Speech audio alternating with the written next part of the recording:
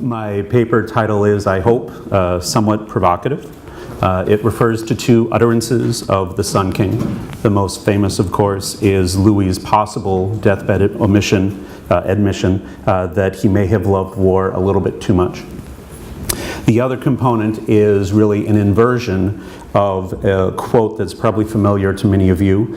In one of Louis's early letters, probably referring to the Siege of Maastricht in 1673, he wrote that grand sieges pleased him more than others. Les grands sièges me plaisent plus que les autres. This quote is frequently used to highlight the king's preference for siege over what is usually seen as its opposite, battle. This image of a battle-avoiding and a siege-embracing French king is, I would suggest, the standard view of the subject. So my purpose in mashing Louis's two quotes together is really to throw open the question of his strategic outlook for greater consideration, and I'll disappoint you all now by saying I don't actually have a solid answer to the question. So this is more of a thought piece. But I think there are certain questions that are worth thinking about. What did Louis really think about battles? What did the theoretical treatises of the period encourage him to think about battles? How did Louis's views manifest themselves in orders that he gave to his commanders during the War of the Spanish Succession? What role did battle play in Louis's last war? And then what do the answers to the above questions tell us about the period's strategic thought more generally? At this stage, I'll admit I have more questions than answers, but asking the right question is often half the battle. These questions are obviously quite broad and would require far more research, frankly, than I've performed, and would probably require more research than a single historian would be able to accomplish in their lifetime. Specialists in the period know the challenges to answering a seemingly simple question like, what did Louis think of battle? Most notably, Louis might have had conflicting views of battle, varying with the circumstances, according to his age, his health, according to the strategic situation at the moment, according to which commander he was dealing with, according to the lessons he learned from the latest battle, or according to which of the 34 or so years of campaigns that he oversaw in some capacity or another. Nevertheless, we need to start somewhere, especially since the discussion usually revolves around Louis's upbringing and his personal preferences. So I'll only start to consider this question from three limited angles. First, how much should Louis have loved battle? Second, how much did Louis love battle in the War of the Spanish Succession? And third, did it even matter whether Louis loved battle or not? First question, how much should Louis have loved battle? This first question asks us to compare Louis's battle avoidance with contemporary military theory. According to the theoretical treatises of the time, what should one think of battle? And how do their reasons match up with the reasons that are given by modern historians? Let's start first with how modern historians view the question. The historiography generally agrees that Louis avoided battle most of the time, though ideally we should probably actually count up the examples if we want to make some kind of statistical claim like that, but that's just me. But why Louis avoided battle is, I think, much less clear, or perhaps more accurately, there are two reasons that seem to be given. The first is because battles were too decisive to risk, but the second is that because battles were too indecisive to risk. It seems to be a bit of a contradiction here, and of course this is rarely a good sign for the state of a historiography, but I think it is perhaps an accurate reflection of the distance between the two main schools involved, one English, the other French. In English language military history, battle and the quest for battle has been central. This has been recognized, long ago by John Keegan, and it's a theme that I'm exploring currently in my current book project, looking at the English cult of battle. So how have Anglo-centric historians viewed Louis XIV in battle? Generally, these historians have argued that Louis's cabinet war was driven by fear that one of his commanders might lose a battle and therefore the war. As I describe in a book chapter appearing next month, the English contrasted this French fear of battle with their own embrace of field battle, even doing this in the 1700s. This stereotype continues to be held by those who study Louis's enemies today, particularly biographers of the Allied general, the Duke of Marlborough. They argue that because battles like Blenheim and Ramillies and Turin were so decisive, Louis avoided them at almost all costs. Historians extend this belief in battle avoidance to the vast majority of all early moderns, and we saw Hans Delbrück doing this, and as recently with the works of Beatrice Hauser, we see the same argument. So that's the English side. The views of Anglophone and Francophone historians of Louis XIV, frankly many of whom are in this room, have been more nuanced. The Louis XIVian school agrees that their subject rarely desired battle and instead conducted numerous sieges. But they, maybe I should say we, reject the claim that early modern battles could indeed be decisive, giving rational reasons for the French king's reticence. Such early modern limitations on decisive battle have been discussed for decades. Louis's battle reticence has been explained by his personal preference for greater certainty, as well as the propagandistic opportunities of a static siege. I think we all know the broad outlines to this literature. John Lynn has argued that this was an era of war as process campaigning rather than war as event battles. Jean-Pierre Bois described the period as suffering from a blocage tactique, where decisive battlefield victory was hindered by tactical indecision. I, of course, have buttressed this idea that battles such as Ramillies can only be considered decisive within a single theater at most. A younger generation of scholars, including Bertrand Fonck, Jean-Philippe Sénat, Clément Houry right here, have further built on the broad outline that was provided in the works of John Wolfe, of course writing back in the 1960s. Along with the earlier logistical works of Geza Perrier and Jean Millot, this, for lack of a better term, continental school of early modern warfare has reconstructed the mindset of a pre-Napoleonic style of warfare.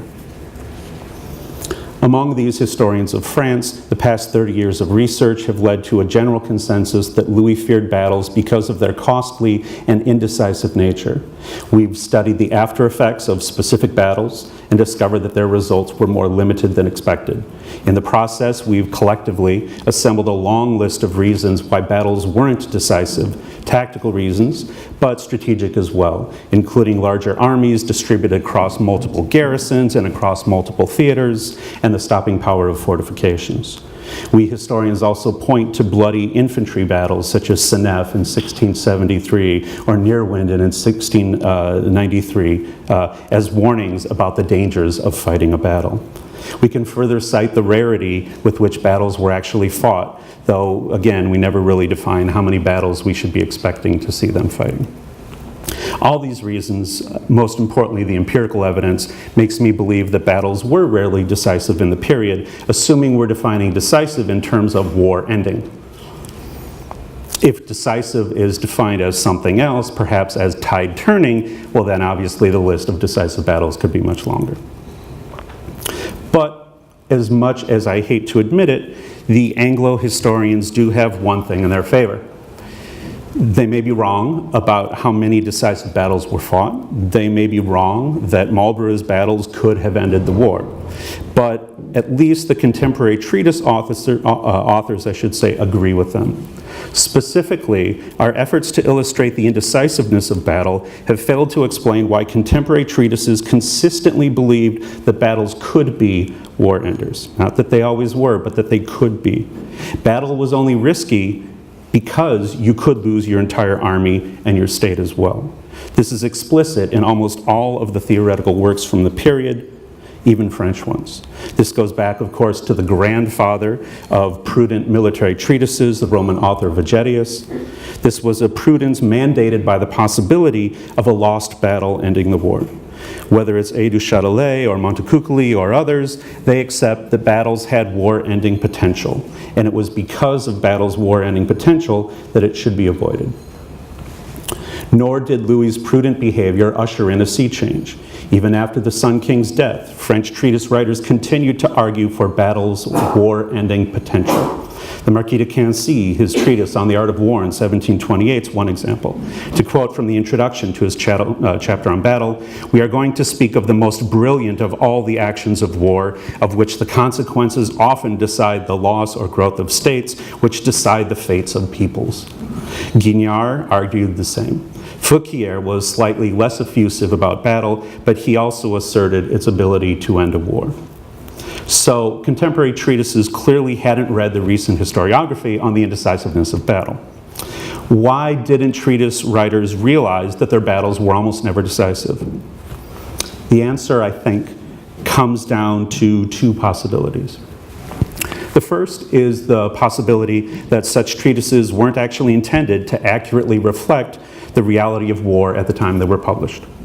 Perhaps the authority of the ancients hadn't yet dissipated.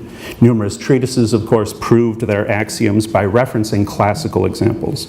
Perhaps an accurate reflection of contemporary practice would require a more empirical approach to military theory, something that we see more later in the 18th century. Whatever the case, I'm tempted to argue that the theoretical literature tells us extremely little about contemporary practice. It almost seems as if these parts of these treatises were primarily intellectual exercises, prose that served primarily to echo the truisms of past generations and to fit the expectations of the genre, rather than to provide practical, updated advice to Louis's officers. The second possibility is what I call battle normativity, a battle-centric sentiment that was felt even more strongly, I think, among the English than the French, but I think it was still there with the French as well. It's possible that treatises continued to affirm battle's decisiveness because, frankly, they wanted and expected that it would be, that it could be. That regardless of how any particular war turned out, battles were the ideal, the standard against which other military actions were measured. They were the default preference, even if they were rare. This isn't to say that most commanders sought battle at any given time, but I think they were expected to, and they had to justify their failure to take advantage of missed opportunities. The Marquis de Cancy was quite explicit that while battle is dangerous, it is also the standard by which commanders are measured. This is where true glory lies. So we have even prudent treatises warning about the risks of battle, yet promising the reader glory if he does fight a battle and win, as well as advice on how exactly to fight a battle that you're really not supposed to want to fight. It may not be prudent to risk it all in a battle, but frankly, most of the great captains of history haven't been prudent men. So, to sum up my first question, I'm not certain whether these theoretical treatises even help us understand Louis's military strategy. But I think if we want to understand contemporary perceptions of battle, we need to figure out why contemporary treatises continued to tell their readers that war-ending battles were common and were possible, whereas most modern military historians have found very little empirical evidence to suggest that that was actually the case. Second question, how much did Louis love battle in the War of the Spanish Succession? This question puts aside the theory and looks at the conditions under which Louis chose battle. Here, I'll start with the observation that if we want to understand if Louis wanted battles, we can't simply count the number of battles that were actually fought. We know that battles in the period required both sides to accept, so one side's desire was normally not enough unless it was reciprocated. As I've shown in my Romilly article, each of the 4 Flanders battles were rare in that they witnessed both French and Allies desiring battle at the same time. Much more frequently, however, Louis wrote to his generals encouraging, sometimes begging them to fight.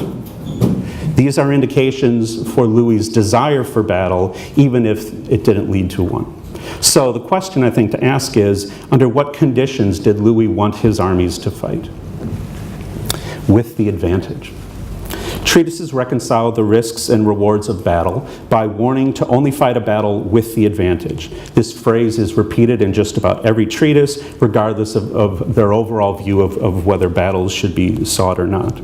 According to the theory, you should only fight if you have an advantage in numbers, in morale, in terrain. They list a number of other possible criteria. More problematically, the reader is admonished to fight a battle if it looks likely that you will soon have that decision forced upon you. Fight a battle when you have some kind of advantage before you're forced to fight a battle at a disadvantage. Louis's personal correspondence with his commanders is also full of such admonitions again and again and again. Fight a battle, but do it with the advantage. As we shall see, however, this advice might seem straightforward, but its application was anything but. Louis's early wars encouraged historians to emphasize Louis's preference for sieges. Admittedly, Louis preferred sieges in the Spanish Succession War, but frankly only when he actually had that option available to him. His offensive plans in the Low Countries consisted primarily of maneuver and sieges. For example, Vauban's failed siege of Holst in 1702. Similarly, his counteroffensive operations were also sieges, whether it was the 1703 siege of Huy while Marlborough was on the Moselle, or when Villars went on the offensive after Dinant in 1712. Louis also relied on several diversionary sieges to relieve pressure elsewhere, such as Liège in 1703 or Brussels during the siege of Lille in 1708. But I think the point is that Louis was rarely on the offensive in his last war. For probably the first time, Louis controlled all of the lands under contention before the war even began, right? Occupied, all of the Spanish territories on behalf of his grandson. Thus, Louis chose to fight a strategic defensive in Italy, in Flanders, and in Spain. And so this defensive posture made the decision whether to besiege or to battle, frankly, a moot point. So how did this then affect his well-known preference for sieges? This defensive strategy, in one important respect, reversed, I would suggest, the battle-siege calculus. Since French, Spanish, and Wittelsbach garrisons controlled all of the contested towns, the Allies initiated the offensive in 1702, starting with the siege of Kaiserswerth. And again, obviously, I'm focusing on the Flanders theater. This would begin a long list of defensive stands in Flanders. Whenever Louis refused to allow his army to fight, as he often did, the Allies resorted to siegecraft. But then there's a problem. The desire to let the enemy exhaust themselves in sieges competed with Louis's well-known desire to protect his territory. Because of the efficacy of the Allied siege attacks, the king's refusal to fight came under pressure. The Allies besieged 27 garrisons in Flanders, and each elicited French efforts to prevent their capture. The first line of defense was to maneuver the French army to block an investment. Until the Allies were constrained, however, within Vauban's Pré-Carré, too many fortresses were exposed along too long of a front to adequately cover them all. Once the Allies invested their target, other techniques might be attempted: harassing the siege lines, denying the enemy resupply, diverting the enemy's attention by threatening a distant target, etc. Yet these relief attempts were almost always unsuccessful, in large part due to the speed with which garrisons surrendered. The ultimate example of the futility of such relief efforts is, of course, Lille in 1708, where every possible measure was attempted, all to no avail. Therefore, Louis was faced with the loss of fortress after fortress. There was only one remaining option: a relief battle. Ironically, the decision to refuse battle led Louis right back to the need for battle. This is the context in which Louis actively and consistently pushed his commanders to fight a field battle in relief of a besieged fortress. Only certain strategic strong points were actually worth a relief battle, according to Louis. He saw them as keys that, if they were captured, they would lead to kind of the domino effect, a whole series of dominoes falling in their wake. In such cases, battle was a desperate last-ditch defensive effort. That Louis would take such risks suggests that he was more certain and scared of the dangers of a capitulating linchpin than the dangers of a lost field battle. It is, we should note, compatible with the psychological description of loss aversion. Someone who has lost or expects to lose will take on even more risk in order to avoid that loss or in order to avoid further losses. Thus, when it came to saving his fortresses, Louis was more of a risk taker than I think we give him credit for. His willingness to take risks increased as the Allies chipped away at Vauban's Pré-Carré. Lille was one of those key fortresses whose potential loss prompted Louis to write that, although I approve of wisdom and precaution, there are certain cases when you must take risks. Only the town of Lille can oblige me to take all means to prevent its capture. Yet the town fell without a battle, and the Allies continued their march into France. Louis replaced the marshals Vendôme and Burgundy from 1708, and he replaced them in Flanders with Villars in 1709. And he shifted to cautioning this more aggressive general about the risks of battle. Perhaps he found it easier to hold back aggressive commanders versus trying to push forward passive commanders. After Tournai fell, Louis relented, letting Villars fight with some advantage, for it is always better to not be forced into fighting. The result was the bloody Battle of Malplaquet. After that, battle was once again off the table, until Douai was invested in early 1710. Then Louis approved of Villars' attempt to force a battle, though it too came to naught due to an entrenched Allied observation army. Before Douai fell, the king again gave Villars the green light to fight a battle if the Allies prepared another siege. Yet Béthune would also fall without a relief battle. Louis backed away from his earlier approval, conceding only that Villars would be allowed to fight at equal odds. Interestingly, though, Louis's loss aversion wasn't even limited to France proper. At the very beginning of the war, he encouraged his generals to fight to protect his allies' fortresses. In 1701, he sent Villeroy to Italy in order to replace the passive Catinat, and he pushed Villeroy to fight in order to prevent Eugene's army from overwintering in the Po Valley. The result was the botched attack on Eugene's fortifications at Chiari. A year later, he told Boufflé's Flanders army to close with the enemy and fight them if they attempted to capture one of the fortresses in Gelderland. This is around the time of the siege of Venlo. Later in the year, he decided that further losses on the Meuse weren't worth a battle, declaring that despite Liège's importance, there could be worse losses than Liège.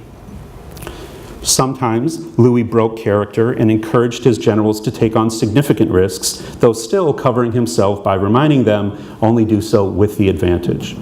At the end of the 9 Years' War, and maybe Bertrand can explain this one to me, at the end of the 9 Years' War in June of 1697, Louis told Villeroy not to besiege Audenarde because it would retard the peace negotiations, but then he went on to say, but you should try to force the enemy army behind Brussels and fight them if a favorable occasion presents itself.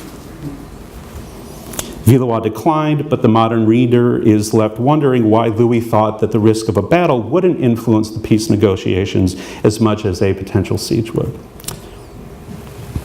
Louis' suggestions in the days before Ramillies are perhaps among his most risky and, frankly, his most confident. His army outnumbering the enemy, he emphasized once again to Villeroy the importance of closing with the enemy and capturing Laon. As he put it, the worst that can happen is to fight a battle. My troops have never lost during my reign with equal numbers. This project seems to me easy and without any risk. Now we have Louis encouraging Villeroy to fight a battle, just to enable the siege of Laon. A battle in order to open up a siege seems the complete opposite of risk aversion. An English participant expressed his surprise that the French abandoned their true interest and all the wise and prudent measures by which they usually walk to come out without their lines and force us to fight them. The result, we know, was the disaster of Ramillies. One final example comes when Louis was at his most desperate in 1712. Without Marlborough, the Allies were besieging Le Quesnoy, one of the last links in the Pré-Carré chain. Now the king and Voisin were pushing a hesitant Villars to fight. After several letters back and forth, an exhausted Voisin wrote, if you succeed in attacking the camp of Denain, this was Villars' kind of alternative to a major field battle, if you succeed in attacking the camp of Denain, you will gain honor and His Majesty will be very happy. But if Landrecies is taken, it seems that you will be responsible for it and all its consequences. All your letters are full of reflections on the hazard of a battle, but perhaps you haven't given enough thought to the sad consequences of avoiding one and allowing the enemy to penetrate into the kingdom and take every place he wants. Fortunately for both Villars and Louis, the king yet again failed to force his way, leading to the destruction of a Dutch detachment at Denain and the capture of the Allied depot at Marchiennes. All these examples, I think, suggest several things. First, Louis seemed to believe that fighting with the advantage somehow neutralized the risks of battle. Second, Louis rarely ordered his commanders to fight a battle, but often expressed his belief that it was really the only reasonable option available. Third, on very rare occasions, Louis threw all confidence to the winds. Normally that didn't work out well. More often, though, Louis expressed a theoretical willingness to allow a relief battle, but then usually would back away from it when the odds weren't favorable. This leads to the final question, does it even matter? Did it matter whether Louis loved battle or not? The final point is that the examples above illustrate that Louis's personal feelings towards battle weren't often the determining factor. Even in the nearby Flanders theater, the Sun King never directly overruled his commanders in the field. He came closest at Lille, where Chamillard was sent to force a relief battle, but the Sun King was forced to relent when his Secretary of State for War reported that the enemy really was entrenched too heavily. When Allied entrenchments didn't deter an attack, divisions within the army did. For example, Berwick versus Vendôme in 1708, or Berwick versus Villars at Béthune in 1710. In relief battles, as in most operations, the Sun King could only plead, browbeat, and cajole his commanders. The unwillingness of Louis's commanders to fight is as important as the Sun King's personal decisions. The most striking example of the Sun King's dependence on his servants comes from that sad case of Villeroy. As we've already seen, the king continued to push Villeroy to fight again and again, reminding him after defeats, well, fight the next time, but just do it with the advantage. In this context of Louis's continued pep talks, and if you've read his correspondence with Villeroy, it's half, complaining, but half trying to kind of boost him up. In this context, Villeroy's plaintive whine after Ramillies, but was I to avoid battle with the advantage, is sad, but I think it's also somewhat pathetic. It illustrates the risks of the Sun King's constant refrain to a barely competent commander. Villeroy, the conquered of Chiari, the captive of Cremona, the loser of the lines of Brabant, and the runner-up at Ramillies.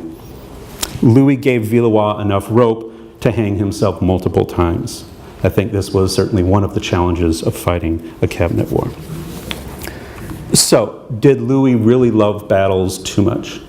On one level, I think you could argue the answer is yes, in that if Louis hadn't encouraged his commanders, or at least a few of his commanders, to fight the battles of Blenheim and Ramillies, who knows how the German and Flanders theaters would have turned out and the war more generally. It's perhaps ironic that a prudent king was burned most exactly when he abandoned his prudence. It's probably also fair to say that Louis loved battle if it was fought with the advantage. But Louis's understanding of fighting with the advantage was of a particular nature. He constantly emphasized the importance of avoiding a disadvantageous fight, yet he didn't seem to appreciate the dangers of asking barely competent commanders to decide whether they had an advantage or not, nor contemplate the possibility that an initial advantage could be frittered away by an incompetent commander. But I'd further argue that Louis may not have loved battle, but his fear of losing key fortresses led to, let's call it a fleeting infatuation with the idea of battle. The near certainty that a besieged fortress would fall led him to accept the possibility of a battle if it was fought, not with the advantage, but at equal odds. Note that this applied not just to his own fortresses, but to those of his grandson and even his allies. He feared losing Venlo, or Lille, or Douai, or Béthune, or Landrecies more than he feared the possibility of a relief battle turning into a decisive defeat. As it turned out, only one of these relief battles, that of course being Malplaquet, was actually fought. According to Villars, this was because the king wouldn't fully commit to a field battle and waited until observation forces entrenched, by which time it was too late. In the end, Louis loved the idea of a relief battle, but was too scared to commit. Thank you.